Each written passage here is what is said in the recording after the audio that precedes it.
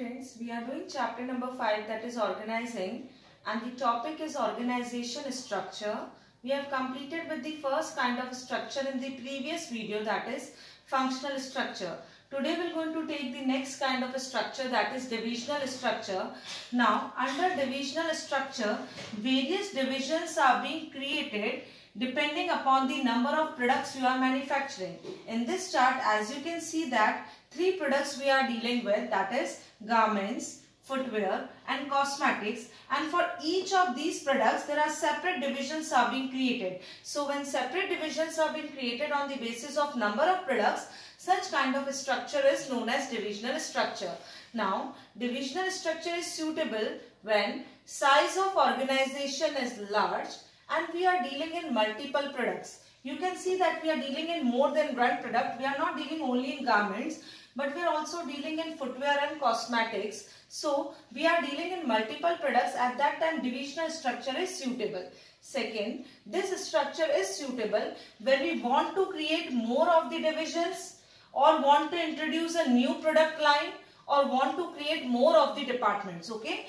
Thus, we can say that suppose if we want to introduce another one, say gym supplements as a new product line, at that time divisional structure is suitable.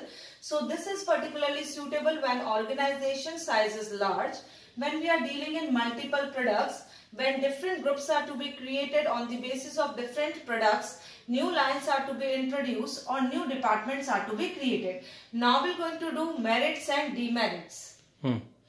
Now we are going to do merits of divisional structure. The first one is product specialization. That means when we are dealing in multiple products under divisional structure, we get specialized in dealing with or manufacturing with that of the various number of products. हम हर product को manufacture करने में माहिर हो जाते हैं, चाहे वो गारमेंट्स हो, चाहे वो कॉस्मेटिक्स हो, चाहे वो फुटवेयर हो. Coming to the second one, greater accountability. Accountability means answerability. Now, under divisional structure, there can be a greater accountability as the department which has suffered the losses, they can be directly held accountable for that. आपकी जवाबदारी बहुत clearly बन जाती है divisional structure में.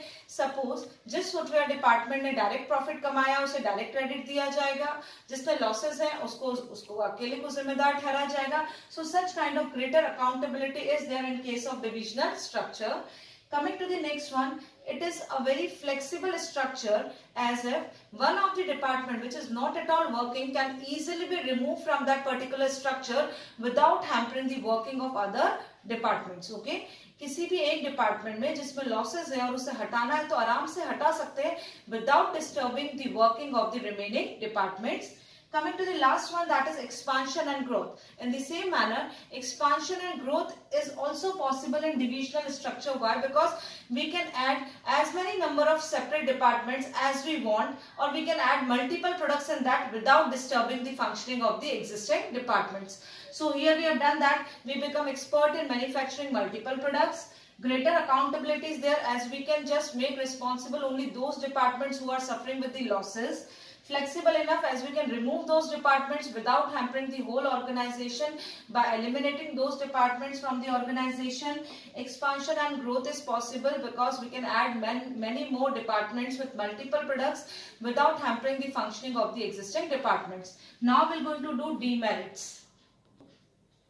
Now we are going to do the demerits.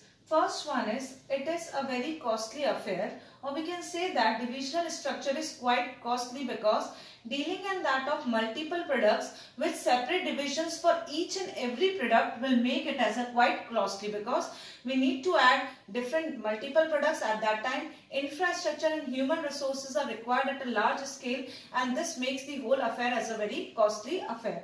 Coming to the second one, chances of conflict. Now, there can be the chances of conflict among several departments regarding the provision of funds. Suppose we have provided more funds to that of garments, but we have provided less funds to that of the cosmetics. At that time, there can be a chances of conflicts regarding the profit earning or losses faced.